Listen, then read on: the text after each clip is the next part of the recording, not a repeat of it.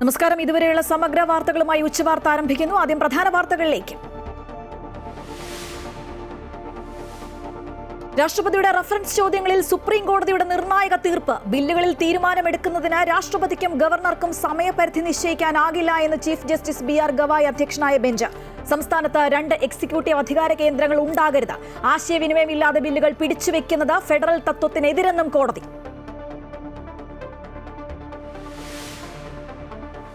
Sabarimala സ്വർണ്ണക്കൊള്ളയിൽ Devaswom board മുൻ president A പത്മകുമാറിനെ SIT ചോദ്യം ചെയ്യുന്നു. ചോദ്യം ചെയ്യൽ SP ശശിധരന്റെ നേതൃത്വത്തിൽ രഹസ്യ കേന്ദ്രത്തിൽ. N വാസുവിനെ 1 ദിവസത്തേക്ക് കസ്റ്റഡിയിൽ വിട്ട് കൊല്ലം വിജിലൻസ് കോടതി. भारत के संविधान के प्रति सच्ची श्रद्धा और निष्ठा रखूंगा। मैं भारत की प्रभुता और अखंडता अक्षुण्ण रखूंगा। मैं बिहार राज्य के मुख्यमंत्री के रूप में मैं अपने कर्तव्यों का श्रद्धापूर्वक और शुद्ध अंतःकरण से. ബീഹാറിൽ നിതീഷ് കുമാറിന്റെ നേതൃത്വത്തിൽ NDA സർക്കാർ അധികാരമേറ്റു. നിതീഷ് കുമാർ മുഖ്യമന്ത്രി പദത്തിലെത്തുന്നത് 10ാം തവണ. സമ്രാട് ചൌധരിയും വിജയ് സിൻഹയും ഉപമുഖ്യമന്ത്രിമാർ. ക്യാബിനറ്റിൽ BJP സംസ്ഥാന അധ്യക്ഷൻ ദിലീപ് ജയ്സ്വാൾ ഉൾപ്പെടെയുള്ള പ്രമുഖർ. BJP നേതാവ് പ്രേംകുമാർ സ്പീക്കറായേക്കും. NDAയുടെ ശക്തി പ്രകടനമായി സത്യപ്രതിജ്ഞാ ചടങ്ങ്.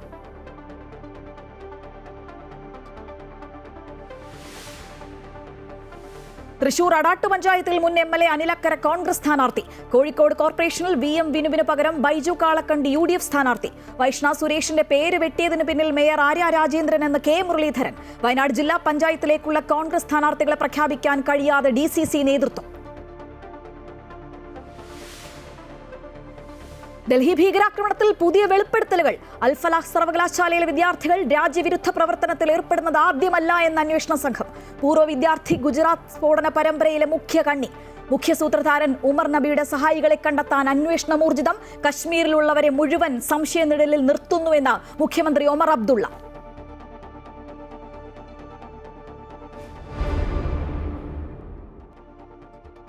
പ്രധാനപ്പെട്ട വാർത്തയിലേക്ക്. ശബരിമല സ്വർണ്ണക്കൊള്ളയിൽ ദേവസ്വം ബോർഡ് മുൻ പ്രസിഡന്റ് എ പത്മകുമാറിനെ SIT ചോദ്യം ചെയ്യുന്നു. SP ശശിധരന്റെ നേതൃത്വത്തിൽ രഹസ്യ കേന്ദ്രത്തിലാണ് ചോദ്യം ചെയ്യൽ. വിവരങ്ങളുമായി അൺഫിലിറ്റ് ഡിസൂസ ചേരുകയാണ്. അൺഫിലിറ്റ്, പല തവണ ഒഴിഞ്ഞുമാറി ഇത്തവണ ചോദ്യമുനയിലെത്തുകയാണ് പത്മകുമാർ. തെറ്റ് ചെയ്തിട്ടില്ല എന്ന് അദ്ദേഹം ആവർത്തിക്കുന്നു. പക്ഷേ മൊഴികളും തെളിവുകളുമൊക്കെ പത്മകുമാറിനെതിരാണ്. അറസ്റ്റിലേക്കാണോ കാര്യങ്ങളുടെ പോക്ക്? വിവരങ്ങൾ. ഒരു സുപ്രധാനമായ ചുവടുവയ്പ്പാണ്, സുപ്രധാനമായ നീക്കമാണ് അന്വേഷണ സംഘത്തിന്റെ ഭാഗത്ത് നിന്ന് ഈ ഒരു അവസരത്തിൽ ഉണ്ടായിരിക്കുന്നത്. മുൻ ദേവസ്വം ബോർഡ് പ്രസിഡന്റ്, അതായത് 2019 ഈ ഗൂഢാലോചന നടന്നു എന്ന് പറയുന്ന സമയത്ത് അപ്പോഴുണ്ടായിരുന്ന ഭരണസമിതി പ്രസിഡന്റ് ആയിരിക്കുന്ന എ പത്മകുമാറിനെയാണ് ഇപ്പോൾ ചോദ്യം ചെയ്യൽ നടന്നുകൊണ്ടേയിരിക്കുന്നത്. ക്രൈംബ്രാഞ്ച് SP ശശിധരന്റെ നേതൃത്വത്തിലാണ് അന്വേഷണ സംഘം ചോദ്യം ചെയ്യുന്നത്. തിരുവനന്തപുരത്ത് ഒരു രഹസ്യ കേന്ദ്രത്തിൽ വെച്ചാണ് അദ്ദേഹത്തെ ചോദ്യം ചെയ്തുകൊണ്ടേയിരിക്കുന്നത്. അദ്ദേഹത്തിന് 2 തവണ തന്നെ SIT നോട്ടീസ് നൽകിയിരുന്നു. അപ്പോഴൊക്കെ തന്നെ വ്യക്തിപരമായ കാര്യങ്ങളും ആരോഗ്യ പ്രശ്നങ്ങളൊക്കെ ചൂണ്ടിക്കാട്ടി അദ്ദേഹം ഹാജരായിരുന്നില്ല. അവകാശം തേടുകയായിരുന്നു. പക്ഷേ ഇത്തവണ അദ്ദേഹം ഹാജരായിരിക്കുന്നു. അദ്ദേഹത്തിനെ ചോദ്യം ചെയ്തുകൊണ്ടേയിരിക്കുകയാണ്. ഇനി അറിയേണ്ടത് അദ്ദേഹത്തിന്റെ അറസ്റ്റിലേക്ക് കാര്യങ്ങൾ നീളുമോ എന്നാണ്. നമുക്കറിയാം, ഏറ്റവും സുപ്രധാനമായ ഒരു നീക്കം ഉണ്ടാകുന്നു. കാരണം എ പത്മകുമാറിന്റെ നേരത്തെ തന്നെ അന്വേഷണ സംഘത്തിന്റെ ഒരു ചോദ്യമുന നേരത്തെ അദ്ദേഹത്തിനുണ്ടായിരുന്നു. അതനുസരിച്ച് തന്നെയാണ് നോട്ടീസ് നൽകിയിരുന്നത്. കാരണം ഉണ്ണികൃഷ്ണൻ പോറ്റിയെ ചോദ്യം ചെയ്തപ്പോൾ തന്നെ ചില തെളിവുകളോ ചില രേഖകളോ ഒക്കെ തന്നെ ഉണ്ടായിരുന്നു. അപ്പോഴും ഈ ഭരണസമിതി 2019 ഭരണസമിതിക്ക് ഇതിൽ നിന്ന് ഒഴിഞ്ഞു മാറാനായി ആവുകയില്ല എന്ന് കൃത്യമായി തന്നെ അന്വേഷണ സംഘം പറഞ്ഞിരുന്നു. പക്ഷേ കൃത്യമായ തെളിവുകൾ വേണമായിരുന്നു. തെളിവുകളുടെ അടിസ്ഥാനത്തിലാണ് മുരാരി ബാബുവിനെ അറസ്റ്റ് ചെയ്യുന്നു. അതിനുശേഷം N വാസുവിനെ അറസ്റ്റ് ചെയ്യുന്നു.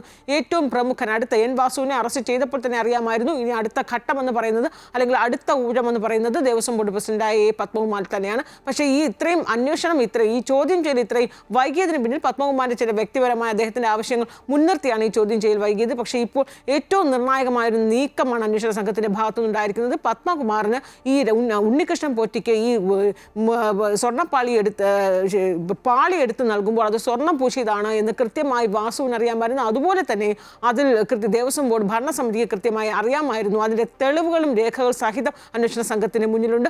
അതുകൊണ്ട് തന്നെയാണ് ആ രേഖകളുടെ തെളിവുകളുടെ അടിസ്ഥാനത്തിലാണ് ഇപ്പോൾ പത്മകുമാറിനെ ചോദ്യം ചെയ്തുകൊണ്ടിരിക്കുന്നത്. ഒരുപക്ഷെ ഈ ചോദ്യം ചെയ്ത് നീളുകയാണെങ്കിൽ നാളെയോ മറ്റോ അദ്ദേഹത്തിൻ്റെ അറസ്റ്റ് ഉണ്ടാകുമെന്നാണ് അറിയുന്നത്. അറസ്റ്റ് ഉണ്ടാവുകയാണെങ്കിൽ അദ്ദേഹത്തെ റാന്നി കോടതി ഹാജരാക്കുന്ന അടക്കമുള്ള നടപടികളിലേക്ക് കടക്കാനാണ് സാധ്യത. അതല്ല എങ്കിൽ ചോദ്യം ചെയ്തതിനു ശേഷം പത്മകുമാറിനെ വിട്ടയക്കാനുള്ള സാധ്യതയുമുണ്ട്. പക്ഷേ അറസ്റ്റിലേക്ക് തന്നെയാവും കാര്യങ്ങൾ കടക്കുക. എന്നാണ് മനസ്സിലാക്കാൻ കഴിയുന്നത്.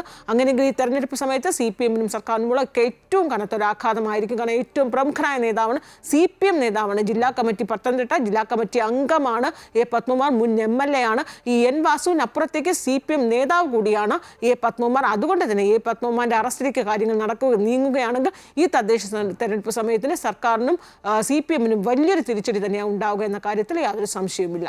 തീർച്ചയായും അൺഫിൽഡ്. എന്തായാലും വരും മണിക്കൂറുകളൊക്കെ അൺഫിൽഡ് സൂചിപ്പിച്ചതുപോലെ നിർണായകം തന്നെയാണ്. പത്മകുമാറിന്റെ അറസ്റ്റിലേക്ക് കാര്യങ്ങൾ നീങ്ങുമോ എന്നുള്ളതാണ് ഇവർ ഉറ്റുനോക്കുന്നത്. ശബരിമല സ്വർണ്ണക്കൊള്ളയിൽ മുൻ ദേവസ്വം പ്രസിഡന്റ് N. വാസുവും കസ്റ്റഡിയിലായിരിക്കുകയാണ്. ഒരു ദിവസത്തേക്കാണ് കസ്റ്റഡിയിൽ വിട്ടത്. കൊല്ലം വിജിലൻസ് കോടതിയുടേതാണ് ഉത്തരവ്. വിവരങ്ങളുമായി സുധീഷ് കുമാർ ചേരുകയാണ്. സുധീഷ്, ഈ പറഞ്ഞതുപോലെ പത്മകുമാറിനെ ചോദ്യം ചെയ്യുന്നു, അതേസമയം തന്നെ വാസുവും വീണ്ടും ചോദ്യം ചെയ്യലിന് വിധേയനാകാൻ പോവുകയാണ്. ഏറെ നിർണായകമായൊരു നീക്കം തന്നെയാണ്. രണ്ടുപേരെയും ഒരു സമയം ചോദ്യം ചെയ്യുന്നതിലൂടെ വിവരങ്ങൾ ശേഖരിക്കാനാകുമെന്ന് തന്നെയല്ലേ അന്വേഷണ സംഘത്തിന്റെ ഒരു പ്രതീക്ഷ?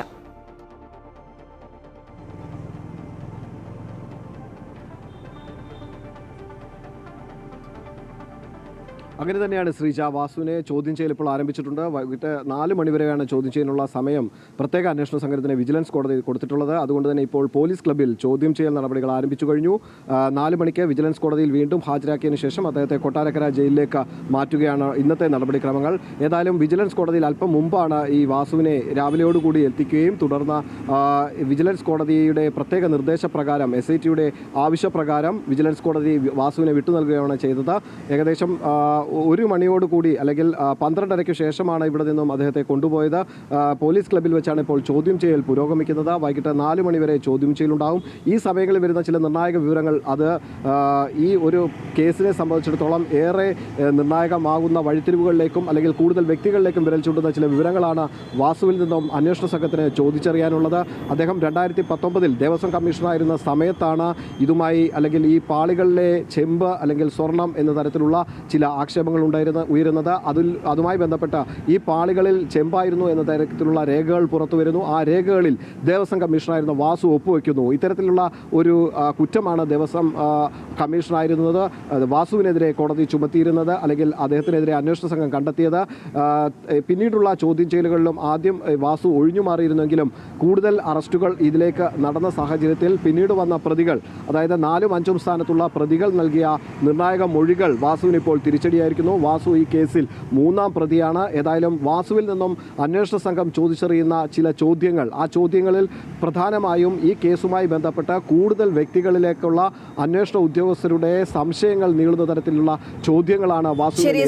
ശബരിമല സ്വർണ്ണക്കൊള്ളയിൽ മുൻ ദേവസ്വം പ്രസിഡന്റ് N. വാസുവും കസ്റ്റഡിയിലായിരിക്കുകയാണ്. ഒരു ദിവസത്തേക്ക് ഇന്ന് 4 മണിവരെയാണ് കസ്റ്റഡിയിൽ വിട്ടിട്ടുള്ളത്. വിവരങ്ങളുമായി ഇപ്പം ചേരുകയായിരുന്നു സുധീഷ് കുമാർ. മറ്റൊരു വാർത്തയിലേക്ക് നമ്മൾ പോവുകയാണ്. ബീഹാറിൽ മുഖ്യമന്ത്രിയായി നിതീഷ് കുമാർ വീണ്ടും അധികാരം ഏറ്റിരിക്കുന്നു. ഗവർണർ ആരിഫ് മുഹമ്മദ് ഖാൻ സത്യവാചകം ചൊല്ലിക്കൊടുത്തു. വിവരങ്ങളുമായി KK പ്രശാന്ത് ചേരുകയാണ്. പ്രശാന്ത്, പ്രധാനമന്ത്രി നരേന്ദ്രമോദിയെ സംബന്ധിച്ചും നിതീഷ് കുമാറിനെ സംബന്ധിച്ചുമൊക്കെ അഭിമാന നിമിഷം തന്നെയാണ്. 10ാം തവണ വീണ്ടും മുഖ്യമന്ത്രിയായി തീർന്നിരിക്കുകയാണ് നിതീഷ് കുമാർ. ഇന്ത്യയുടെ ഒരു ശക്തി പ്രകടനമായി മാറിയിരിക്കുകയായിരുന്നില്ലേ ആ ഒരു സത്യപ്രതിജ്ഞാ ചടങ്ങ്?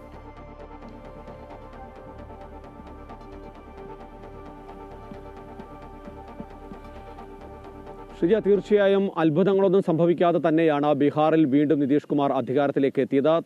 10ാം തവണ മുഖ്യമന്ത്രിയാകുന്നു. അതിൽ തന്നെ കഴിഞ്ഞ തവണത്തേക്കാൾ സീറ്റ് വർദ്ധിപ്പിച്ച NDA അധികാരം നിലനിർത്തിയിരിക്കുന്നു. അതെല്ലാം കൊണ്ട് തന്നെ വലിയ ശ്രദ്ധയിലേക്ക് തന്നെയാണ് ബീഹാർ എത്തിയത്. അതിനേക്കാൾ പ്രൗഢോജ്വലമായി തന്നെയാണ് അതിൻ്റെ സത്യപ്രതിജ്ഞാ ചടങ്ങും പൂർത്തിയായത് എന്നുള്ളതാണ് പ്രധാനപ്പെട്ട കാര്യം. പ്രധാനപ്പെട്ട നേതാക്കളെല്ലാം തന്നെ മന്ത്രിസഭയിലെത്തി. സർപ്രൈസായി ചില ആളുകൾ എത്തി എന്നുള്ളതാണ് പ്രധാനപ്പെട്ട കാര്യം. അതായത് നേരത്തെ ഉണ്ടായിരുന്നത് വ്യത്യസ്തമായി 2 വനിതാ മന്ത്രിമാരെത്തുന്നുണ്ട്.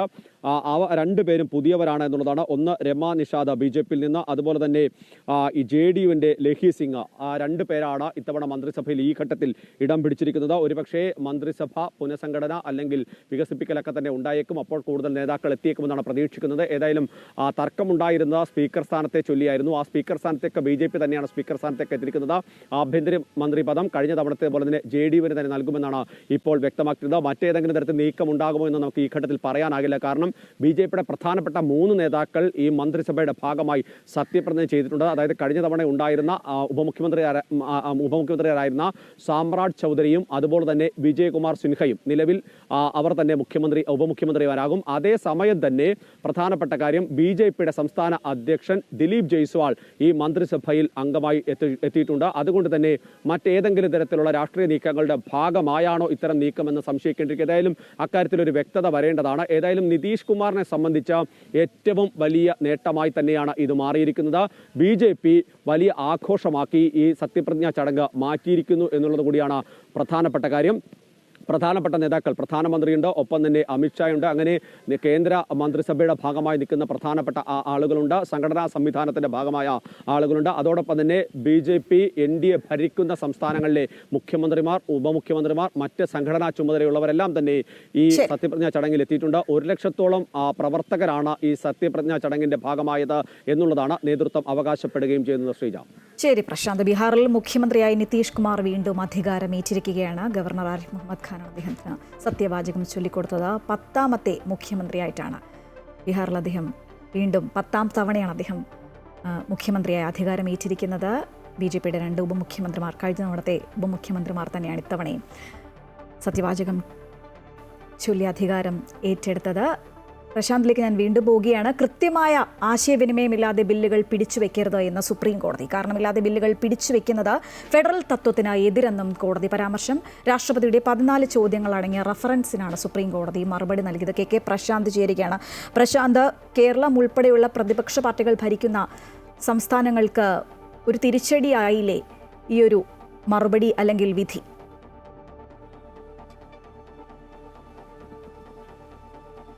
ഷിജ, ഈ ഘട്ടത്തിൽ അത്തരത്തിലൊരു വിലയിരുത്തലിലേക്ക് പോകാൻ കഴിയില്ല. കാരണമെന്ന് പറയുന്നത് കേന്ദ്ര സർക്കാർ മുന്നോട്ട് വെച്ച രാഷ്ട്രപതിയുടെ റഫറൻസിന്മേലുള്ള കാര്യങ്ങൾ സുപ്രീം കോടതി അംഗീകരിക്കുന്നുണ്ട്. പക്ഷേ അതേസമയം തന്നെ ഗവർണർക്ക് ചില പരിമിതികൾ ഉണ്ട് എന്ന് സുപ്രീം കോടതി പറഞ്ഞു വെക്കുന്നുണ്ട്. ഒന്ന്, സർക്കാരുമായി ബന്ധപ്പെട്ട ആശയവിനിമയം കൃത്യമായി നടത്തണമെന്നുള്ളതാണ് ഭരണഘടനാ ബെഞ്ച് വ്യക്തമാക്കിയിട്ടുള്ളത്. മാത്രമല്ല 4 കാര്യങ്ങളായിരുന്നു നിലവിലെ സാഹചര്യത്തിൽ ഗവർണർമാർക്ക് തീരുമാനിക്കാൻ ആയിരുന്നത് ബില്ലുകളുടെ കാര്യത്തിൽ. ഒന്ന്, ഈ ബില്ലുകൾ അംഗീകരിക്കാം, അല്ലെങ്കിൽ അത് തിരിച്ചയക്കാം, അതല്ലെങ്കിൽ രാഷ്ട്രപതിക്ക് നൽകാം, അല്ലെങ്കിൽ അനിശ്ചിതകാലമായി പിടിച്ചുവെക്കാം. പക്ഷേ ഇതിൽ 4ാമത്തെ കാര്യം ഒഴിവാക്കിയിരിക്കുന്നു എന്നുള്ളതാണ്. അനിശ്ചിതകാലമായി ബില്ല് പിടിച്ചു വെക്കാനാകില്ല എന്നുള്ളതാണ് സുപ്രീം കോടതി വ്യക്തമാക്കിയിരിക്കുന്നത്. പക്ഷേ സമയപരിധി സംബന്ധിച്ചുള്ള 2 അംഗ ബെഞ്ചിന്റെ കാര്യത്തിൽ സുപ്രീം കോടതി നിർണായക നീക്കങ്ങൾ നടത്തുകയും ചെയ്തിരിക്കുന്നു. ആ ബെഞ്ച് തന്നെ ഈ വിഷയം പരിഗണിച്ച് തീരുമാനമെടുക്കുമെങ്കിലും സ്വാഭാവികമായ സാഹചര്യത്തിൽ, ഇപ്പോഴത്തെ സാഹചര്യത്തിൽ ആ ബെഞ്ച് മുന്നോട്ട് വെച്ച നിർദ്ദേശങ്ങൾക്ക് ഇനി വലിയ സാധുത ഇല്ല എന്നുള്ളത് തന്നെയാണ് എടുത്തു പറയേണ്ടത്. അതായത് ബില്ലിന് ഒരു സമയപരിധി, ഇന്ന സമയത്തിനുള്ളിൽ തന്നെ ഈ ബില്ലുകൾ സംബന്ധിച്ച തീരുമാനമെടുത്ത് കാര്യങ്ങൾ വ്യക്തമാക്കണമെന്ന് സംബന്ധിച്ച് ഒരു നിർദ്ദേശം നൽകാനാകില്ല എന്ന് തന്നെയാണ് സുപ്രീം കോടതി വ്യക്തമാക്കിയിരിക്കുന്നത്. അതുകൊണ്ട് തന്നെ ഭരണഘടനാപരമായി അത് സാധുതയില്ലാത്ത കാര്യമാണ് എന്ന് കോടതി വ്യക്തമാക്കിയതോടെ തന്നെ JB പർദിവാലയുടെ 2 അംഗ ബെഞ്ചിന്റെ വിധി ഇനി പുനഃപരിശോധിക്കേണ്ടി വരും. അതിന് കാര്യമായ സാധ്യത ഉണ്ടാകില്ല എന്നുള്ളത് ഉറപ്പ് തന്നെയാണ്. അതേസമയം തന്നെ ഇക്കാര്യത്തിൽ ഗവർണറുടെ തീരുമാനത്തിൽ ഏതെങ്കിലും തരത്തിൽ വിയോജിപ്പ് ഉണ്ടാവുകയാണെങ്കിൽ കോടതിയെ സമീപിക്കാമെന്നുകൂടിയാണ് ഇപ്പോൾ ഭരണഘടനാ ബെഞ്ച് വ്യക്തമാക്കിയിരിക്കുന്നത്. അതുകൊണ്ട് തന്നെ നിലവിൽ തുടരുന്ന ചില സാഹചര്യങ്ങൾ, അത് പ്രത്യേകിച്ച് ഗവർണർ സർക്കാർ പോര് അത് കോടതിയിലേക്ക് എത്തുന്ന സാഹചര്യങ്ങൾ, ഇത് അതേ രീതിയിൽ തന്നെ തുടരും എന്നുള്ളതാണ് പ്രധാനപ്പെട്ട കാര്യം. അതേസമയം തന്നെ പ്രധാനപ്പെട്ട കാര്യം, ഈ വിഷയത്തിൽ നേരത്തെ തന്നെ കേന്ദ്ര സർക്കാർ മുന്നോട്ട് വെച്ച ചില നിലപാടുകൾ, നിർദ്ദേശങ്ങളെല്ലാം തന്നെ കോടതി അംഗീകരിക്കുകയാണ്. അതായത് ഇത് ഭരണഘടനാപരമായ വിഷയമാണ്. ആ വിഷയത്തിൽ ഭരണഘടനാ ഭേദഗതി തന്നെയാണ് പ്രധാനപ്പെട്ട മാർഗം. അതല്ലാതെ കോടതി നേരിട്ട് ഇടപെട്ടുകൊണ്ട് ഒരു തീരുമാനം ഉണ്ടാക്കാൻ കഴിയില്ല. അത് കോടതിയും അംഗീകരിക്കുന്നുണ്ട്. കോടതിക്ക് ഈ വിഷയത്തിൽ പരിമിതികളുണ്ട് എന്ന് തന്നെയാണ് ഭരണഘടനാ ബെഞ്ച് വ്യക്തമാക്കിയിരിക്കുന്നത്. ഏതായാലും ഈ ഘട്ടത്തിൽ ഇതിൽ ഒരു സുപ്രധാന നിരീക്ഷണം ഉണ്ടായിരിക്കുന്നു. നേരത്തെ സുപ്രധാന പരാമർശവും ഉത്തരവും ഉണ്ടായിരിക്കുന്നത് ഈ കാര്യത്തിൽ തന്നെയാണ്. അതായത് ഒരു ഘട്ടത്തിലും ഇത് അനിശ്ചിതകാലമായി പിടിച്ചു വെക്കാനാകില്ല. പക്ഷേ അതേസമയം തന്നെ കോടതിക്ക് ഇന്ന സമയത്തുള്ള ഈ ബില്ലുകൾ പാസ്സാക്കണമെന്ന് നിർദ്ദേശിക്കാനുമാകില്ല. നിലവിലുള്ള സാഹചര്യങ്ങൾ അതേപടി തന്നെ സ്വാഭാവികമായി തുടരുകയും ചെയ്യും. പക്ഷേ ഇപ്പോൾ സൂചിപ്പിച്ച പോലെ ഏതെങ്കിലും തരത്തിൽ പ്രശ്നങ്ങൾ ഉണ്ടാവുകയാണെങ്കിൽ കോടതിയെ സമീപിക്കാം. ആ സമയത്ത് നിയമപരമായ സാഹചര്യങ്ങൾ എല്ലാം തന്നെ വിലയിരുത്തി കോടതി തീരുമാനമെടുക്കും. ഏതായാലും നേരത്തെ രാഷ്ട്രപതിയും അതുപോലെ തന്നെ കേന്ദ്ര സർക്കാരും വ്യക്തമാക്കിയിരുന്നത് എന്താ പ്രധാനപ്പെട്ട കാര്യം എന്ന് പറയുന്നത്, ബില്ലുകളിൽ തീരുമാനമെടുക്കുന്നത് രാജ്യത്തെ സാഹചര്യങ്ങൾ, സംസ്ഥാനത്തെ സാഹചര്യങ്ങൾ, സാമൂഹ്യ രാഷ്ട്രീയ സാഹചര്യങ്ങൾ.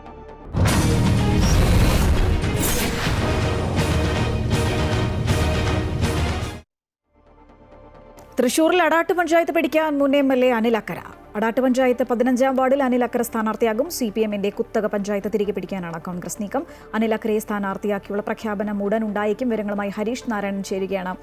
ഹരീഷ്, അനിലക്കരയെ സ്ഥാനാർത്ഥിയാക്കുന്നതിൽ പാർട്ടിക്കുള്ളിൽ ചില അഭിപ്രായ ഭിന്നതകൾ ഉണ്ട് എന്നാണ് അറിയാൻ കഴിയുന്നത്. ചർച്ചകൾ നടക്കുന്നു എന്നും അറിയുന്നു. പ്രഖ്യാപനം ഉടൻ ഉണ്ടാകുമോ? ശ്രീജ, നിലവിൽ പ്രഖ്യാപനം നടന്നിരിക്കുകയാണ്. അനിലക്കര തന്നെ ആയിരിക്കും സ്ഥാനാർത്ഥി എന്നുള്ളതാണ് ഇപ്പോൾ ഈ ഒരു ഔദ്യോഗിക പ്രഖ്യാപനത്തിലൂടെ പുറത്തു വന്നിരിക്കുന്നത്. DCC പ്രസിഡന്റ് ജോസഫ് സാജിത്ത് തന്നെയാണ് ഇത്തരത്തിൽ അനിലക്കരയാണ് എന്നുള്ള ഒരു ഔദ്യോഗിക പ്രഖ്യാപനം ഇപ്പോൾ നടത്തിയത്. ഈ പഞ്ചായത്ത് അംഗങ്ങളും അതുപോലെ തന്നെ കോൺഗ്രസ് പ്രവർത്തകരും DCC പ്രസിഡന്റും എല്ലാം ഒരു യോഗം നടന്നിരുന്നു. ഈ ഒരു യോഗത്തിന് ശേഷമാണ് അനിലക്കര തന്നെ ആയിരിക്കും അടാട്ട് മത്സരിക്കുക അല്ലെങ്കിൽ കാൻഡിഡേറ്റ് ആയിട്ട് അനിലക്കര തന്നെ ആയിരിക്കും നിൽക്കുക എന്നുള്ളൊരു നിഗമനത്തിലേക്ക് എത്തുന്നത്. അതിനുശേഷം അനിലക്കര മാധ്യമങ്ങളെ കണ്ടിരുന്നു. അത് വലിയ, അതായത് കാലങ്ങളായി CPM ഭരിച്ചുകൊണ്ടിരിക്കുന്ന ഒരു പഞ്ചായത്താണ്. അതിന് മുൻപ് കോൺഗ്രസ് ആയിരുന്നു ഭരിച്ചുകൊണ്ടിരുന്നത്. എങ്ങനെയും അടാട്ട് തിരിച്ചു പിടിക്കുക എന്നുള്ള ലക്ഷ്യത്തോടു കൂടി തന്നെയാണ് ഇത്രയും പ്രമുഖനായ ഒരു നേതാവിനെ, കോൺഗ്രസ് നേതാവിനെ തന്നെ ഇവിടെ നിർത്തുന്നത് എന്നുള്ളതാണ്. ശബരിനാഥിന് ശേഷം ഒരുപക്ഷെ ഇത്രയും പ്രശസ്തരായ അല്ലെങ്കിൽ ഇത്രയും വലിയ നേതാക്കൾ നിൽക്കുന്ന തൃശ്ശൂരായിരിക്കും എന്ന് വേണം മനസ്സിലാക്കാൻ. അനിലക്കരയാണ് വലിയ ഒരു നേതാവ്, അല്ലെങ്കിൽ വർഷങ്ങളായി രാഷ്ട്രീയ പ്രവർത്തനം നടത്തുന്ന, ഈ കോൺഗ്രസിൽ നല്ല സ്ഥാനമുള്ള, ജനസമ്മതനായ, ജനങ്ങൾ തിരിച്ചറിയുന്ന വലിയ ഒരു നേതാവ് തന്നെയാണ് അനിലക്കര എന്നുള്ളത് സത്യമാണ്. അനിലക്കര തന്നെയാണ് ഇപ്പോൾ അടാട്ട് നിൽക്കുന്നതാണ് ഇപ്പോൾ ഏറ്റവും പുതുതായി നമുക്ക് പറയാൻ സാധിക്കുന്നത്. അതിൽ ഏറ്റവും പ്രധാന കാരണം CPMന്റെ കോട്ടയാണ് അടാട്ട് എന്നുള്ളതാണ്.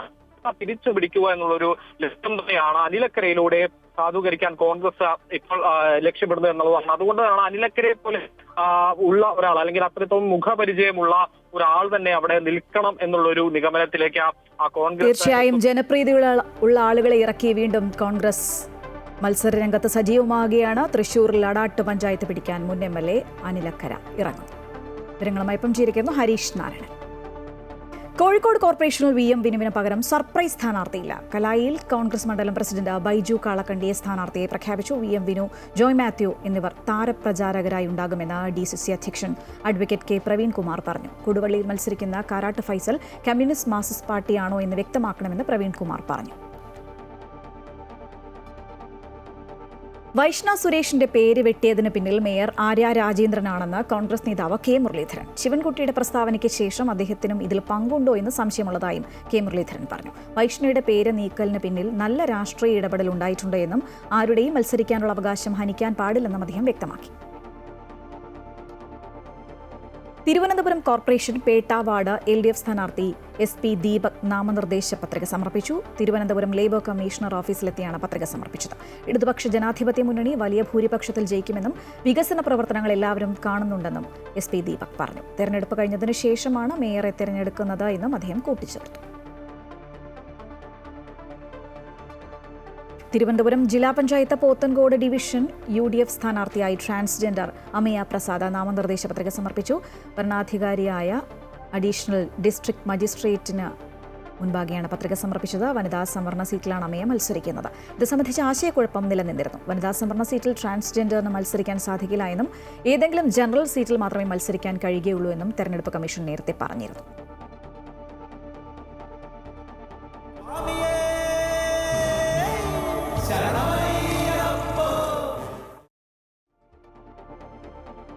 ശബരിമലയിൽ അയ്യപ്പ ഭക്തരുടെ തിരക്ക് സാധാരണ നിലയിലേക്ക്. പമ്പയിൽ നിന്നും സന്നിധാനത്തേക്ക് എത്തി അയ്യപ്പ ഭക്തർക്ക് സുഖദർശനം സാധ്യമായി തുടങ്ങി. ഹൈക്കോടതി നിർദ്ദേശത്തെ തുടർന്ന് ശബരിമല ദർശനത്തിനെത്തുന്നവരുടെ സ്പോട്ട് ബുക്കിംഗ് 5000 നിജപ്പെടുത്തിയതായി ദേവസ്വം ബോർഡും അറിയിച്ചു.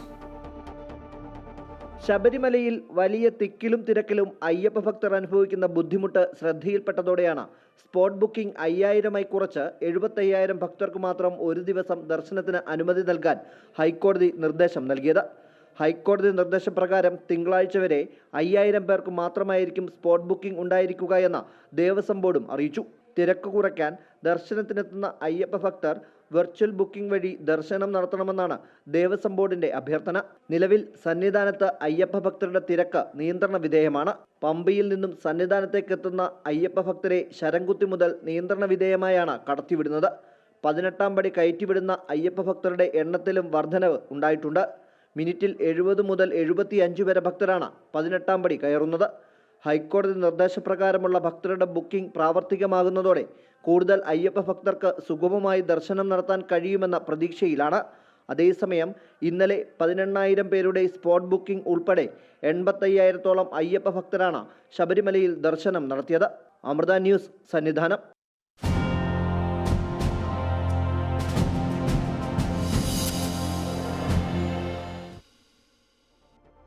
ഡൽഹി ഭീകരാക്രമണത്തിൽ ഏറ്റവും പുതിയ വെളിപ്പെടുത്തലുകൾ. അൽ ഫലാഹ് സർവകലാശാലയിലെ വിദ്യാർത്ഥികൾ രാജ്യവിരുദ്ധ പ്രവർത്തനത്തിൽ ഏർപ്പെടുന്നത് ആദ്യമായല്ല എന്ന അന്വേഷണ സംഘം.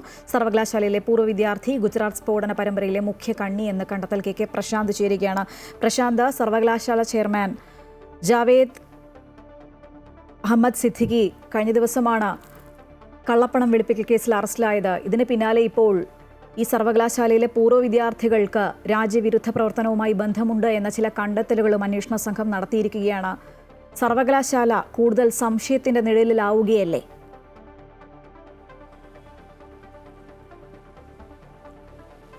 ഷിജ, തീർച്ചയായും അത്തരത്തിൽ തന്നെയാണ് കാര്യങ്ങൾ മുന്നോട്ട് പോകുന്നത്. ഇതിനു മുൻപും ഇത്തരത്തിൽ സർവകലാശാലയിൽ പഠിച്ച വിദ്യാർത്ഥികൾ ജോലി ചെയ്തിരുന്ന ആളുകളൊക്കെ തന്നെ ഭീകരപ്രവർത്തനങ്ങളുടെ ഭാഗമായി മാറിയിരുന്നു എന്ന വിവരമാണ് അന്വേഷണ ഏജൻസികൾ പങ്കുവെക്കുന്നത്. 2008 അഹമ്മദാബാദിലും ഡൽഹിയിലുമൊക്കെ നടന്ന ചില സ്ഫോടന പരമ്പരകളുണ്ട്. അതിൽ തന്നെ ഏറ്റവും നിർണായകമായ ചില നീക്കങ്ങൾ നടത്തിയത് ഇതിനു മുൻപ് സർവകലാശാലയിൽ പഠിച്ചിരുന്ന ബിടെക് വിദ്യാർത്ഥിയായിരുന്ന മിർസ ഷദാബാണ് എന്നുള്ളതാണ് ഇപ്പോൾ സ്ഥിരീകരിക്കുന്നത്. ഇതിൽ ഏറ്റവും പ്രധാനപ്പെട്ട മറ്റൊരു കാര്യം കൂടിയുണ്ട്.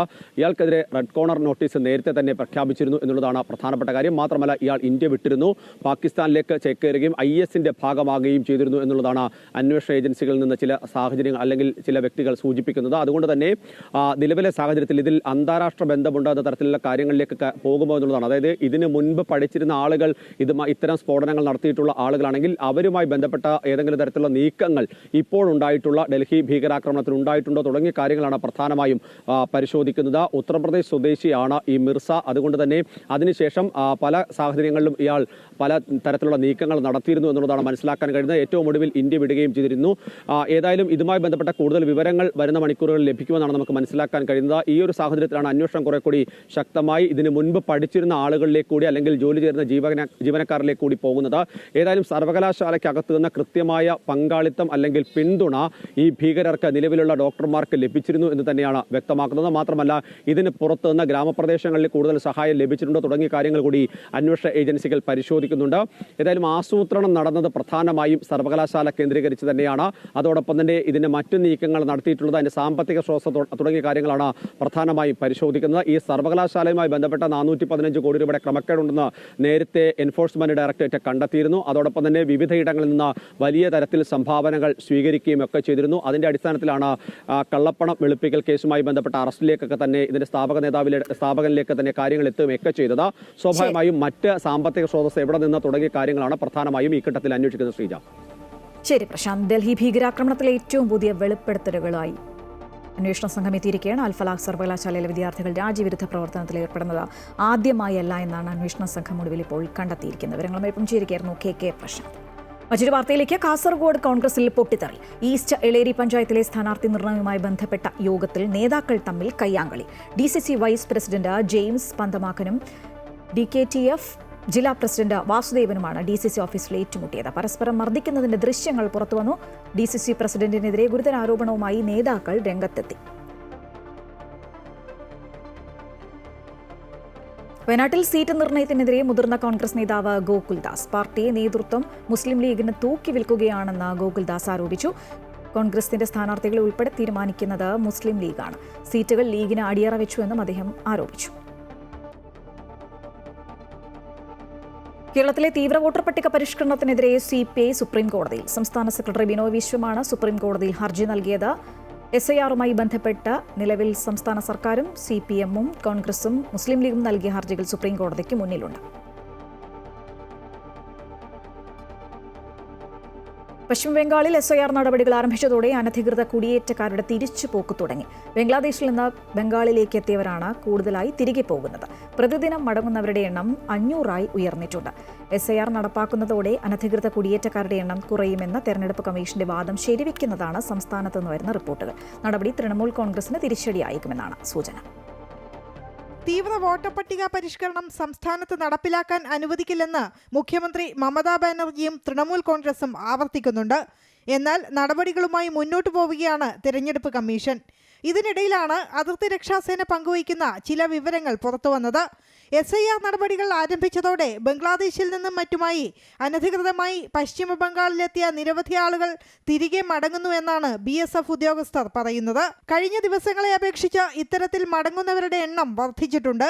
100 മുതൽ 150 പേർ വരെയാണ് ആദ്യഘട്ടങ്ങളിൽ മടങ്ങിയിരുന്നത്. എന്നാൽ ഇപ്പോൾ ഇത് 500 ഉയർന്നതായി ഉദ്യോഗസ്ഥർ വ്യക്തമാക്കുന്നു. SIR നടപടികളുടെ ഭാഗമായി രേഖകളും മറ്റും പരിശോധിച്ചു തുടങ്ങിയതോടെയാണ് ഇത്തരത്തിൽ ആളുകൾ മടങ്ങുന്നത്. രേഖകളിൽ പൊരുത്തക്കേടുള്ളവരെ സംബന്ധിക്കുന്ന വിവരങ്ങൾ തിരഞ്ഞെടുപ്പ് ഉദ്യോഗസ്ഥർ പോലീസിന് കൈമാറിയിരുന്നു. ഇതോടെയാണ് അനധികൃതമായി സംസ്ഥാനത്തുണ്ടായിരുന്നവർ മടങ്ങി തുടങ്ങിയത്. നോർത്ത് 24 പർഗാനസ്, മുർഷിദാബാദ്, മാൽഡ എന്നിവിടങ്ങളിൽ നിന്നാണ് ഇത്തരത്തിൽ ആളുകൾ കൂടുതലായി മടങ്ങുന്നത്. കഴിഞ്ഞ 2 വർഷത്തെ അപേക്ഷിച്ച് വലിയ തരത്തിൽ ആളുകൾ മടങ്ങുന്നു. ബംഗ്ലാദേശികളിൽ അധികവും ജോലിക്കായി അനധികൃതമായി സംസ്ഥാനത്തെത്തിയവരാണ്. സംസ്ഥാനത്തേക്ക് വരുന്നവരുടെയും തിരിച്ചു പോകുന്നവരുടെയും വിവരങ്ങൾ പൂർണ്ണമായും അതിർത്തി രക്ഷാസേന പരിശോധിക്കുന്നുണ്ട്. ബയോമെട്രിക് സംവിധാനത്തിലൂടെ പരിശോധന പൂർത്തിയാക്കിയാണ് ഇവരെ പോകാൻ അനുവദിക്കുന്നത്. രേഖകളിൽ കൃത്രിമമുണ്ടെന്ന് കണ്ടെത്തിയവരെ സംസ്ഥാന പോലീസിന് കൈമാറും. ബംഗ്ലാദേശ് അതിർത്തി രക്ഷാസേനയുമായി ചേർന്നായിരിക്കും തുടർ നടപടികൾ തീരുമാനിക്കുന്നത്. കുടിയേറ്റക്കാരെയും അനധികൃത താമസക്കാരെയും വോട്ടർ പട്ടികയിൽ നിന്ന് ഒഴിവാക്കാനാണ് SIR എന്ന തെരഞ്ഞെടുപ്പ് കമ്മീഷന്റെ വാദങ്ങൾ ശരിവയ്ക്കുന്നതാണ് ബംഗാളിലെ കാഴ്ചകൾ. SIR-ിലൂടെ സംസ്ഥാനങ്ങളിലെ അനധികൃത കുടിയേറ്റങ്ങൾ ഒരു പരിധിവരെ കുറയ്ക്കാനാകുമെന്ന് കമ്മീഷൻ വിലയിരുത്തിയിട്ടുണ്ട്. ഏതായാലും അനധികൃത കുടിയേറ്റക്കാരാണ് തൃണമൂൽ കോൺഗ്രസിന്റെ അധികാര തുടർച്ച ഉറപ്പാക്കുന്നതെന്ന BJP-യുടെ ആരോപണങ്ങൾക്ക് ശക്തി പകരുന്നതാണ് സംസ്ഥാനത്ത് ഇപ്പോൾ നടക്കുന്ന സംഭവ വികാസങ്ങൾ. അമൃത ന്യൂസ്, ന്യൂഡൽഹി. ദക്ഷിണാഫ്രിക്കയ്ക്കെതിരായ 2ാം ടെസ്റ്റിനായി ഇന്ത്യൻ ടീം ഗുവാഹത്തിയിലെത്തി. പരിക്കേറ്റ ക്യാപ്റ്റൻ ശുഭ്മൻ ഗിൽ ടീമിനൊപ്പമുണ്ടെങ്കിലും 2ാം ടെസ്റ്റിൽ കളിക്കില്ല. ഗില്ലിന് ഇനിയും ഒരാഴ്ചത്തെ വിശ്രമം വേണമെന്നാണ് ഡോക്ടർമാർ പറയുന്നത്. ഋഷഭ് പന്ത് ഇന്ത്യയെ നയിക്കും. ഇന്ത്യയുടെ 38ാമത് ടെസ്റ്റ് ക്യാപ്റ്റനാണ് പന്ത്. ഗില്ലിന് പകരം സായി സുദർശൻ ടീമിലെത്തും. ഗില്ലിന്റെ 4ാം നമ്പറിൽ ധ്രുവ് ജൂറൽ കളിക്കും. ഉച്ചവാർത്ത പൂർണ്ണമാകുന്നു. കൂടുതൽ വാർത്തകൾക്കായി അമൃത ന്യൂസ് യൂട്യൂബ് ചാനൽ കാണുക. നമസ്കാരം.